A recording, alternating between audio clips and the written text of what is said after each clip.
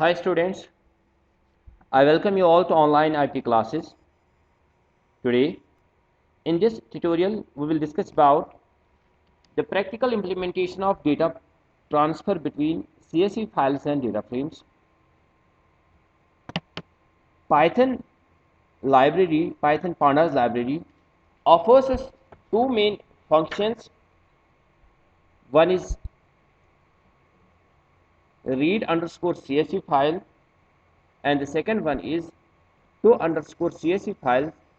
Reading from a CSV file to a data frame, and for storing data frames data to a CSV file, we use these two functions respectively. Let's begin with the practical implementation of it, how CSV files are transferred to data frames and how data frames data is stored in a CSV file.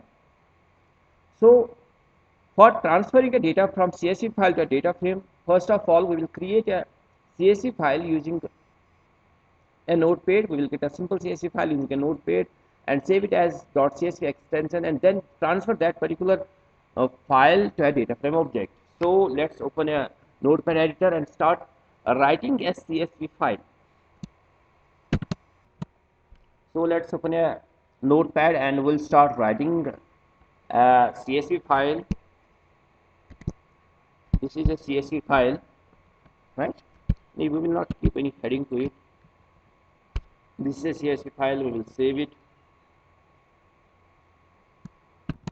Let us name it as new award list dot csv. We have saved it.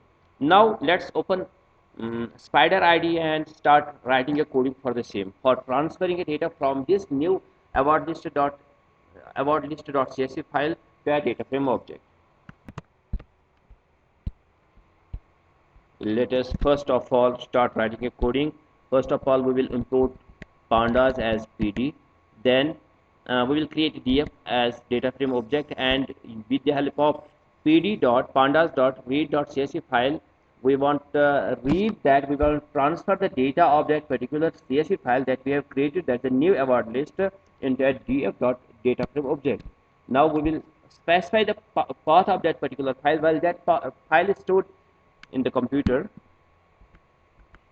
this is the path and this is the name of the award list of the CSV file, and once we will print it, we will see the output of it. With the help of this read underscore CSV file, we have transferred the data of this new award list.csv into a df, is a data frame object. Then we have printed it. We will see the output of this program. This is the output of this program. This is the data of the CSV file, and the data of the CSV file gets transferred into a data frame object. If we look at this data, since our CSV file doesn't have any top row containing the column headers, and this read underscore CSV function, it takes the top row of the CSV file as a column headers. But this is not the case. This is not the reality. There should be a proper headings to those columns, not this first row of the CSV file that we have created. For that purpose, in order to solve this problem, there's an augment of read underscore CSV function known as names, that is used to specify the column headers, right? For example, first column heading is like admission number, right? The second column heading, let it be name, and the third column header is class. It's up to the user. He can specify any column name by using the names attributes of names augment of read underscore CSV function. And the last one is marks. Let us save it and we will run it. Yes. Now we have specified our own column headings using the names attribute of read underscore CSV function. There are many other arguments as well. For example, For example, if you want that the first row not to be used as a header, and at the same time we do not want to specify column headings, rather we should go with the default column headings which goes like 0, 1, 2, 3 and so on. For that purpose, first of all, I do not want to specify any own column headings. Neither I want that the first row should be displayed as a column heading. For that purpose, there is another argument known as header equals none. Let header equals none means I do not want to have any column headings of my data. This is the output. There the default headings comes there. That's 0, 1 and 2. There is another argument known as skip rows. Skip rows. The skip rows tells how many rows to be skipped from CSV file while reading the data. For example, I want to skip rows. I want to skip row number first. I want to skip the first row. Skip the first row while reading the data from the CSV file. Now the first row has been skipped. First row of the CSV file has been skipped. I want the more than one rows to be skipped. For that purpose, with the square brackets, and in the square brackets mention the rows that you want to skip. Yes, I have skipped the two rows, row number second, row which is location number second, and the fourth row. Right?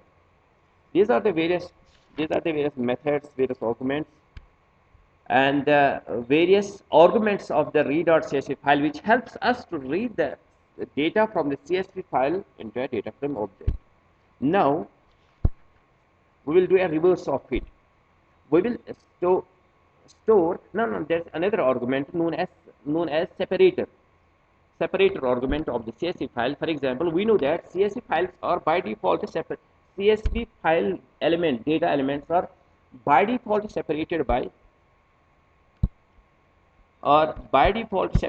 commas, but in many cases there are the separators like pipe symbol, there are the separators like the semicolon, there are the separators like the colons. For that purpose, we can specify another argument of a read underscore CSV file, that is a sep means which what is the separator, which is the separator between the different data elements of a CSV file. We can specify the separator symbol here, means it specifies read the data file. For example, if the CSV data elements are separated instead of comma or separated by colon, then we will mention here the colon, means the separator between the different elements of the CSV file is a colon, and accordingly fetch the data from the CSV file and assign it to a data frame object. Right? But in many cases the CSV files are separated by commas. Hope you have understood this. In the next tutorial, we will store the data from data frames to a CSV file.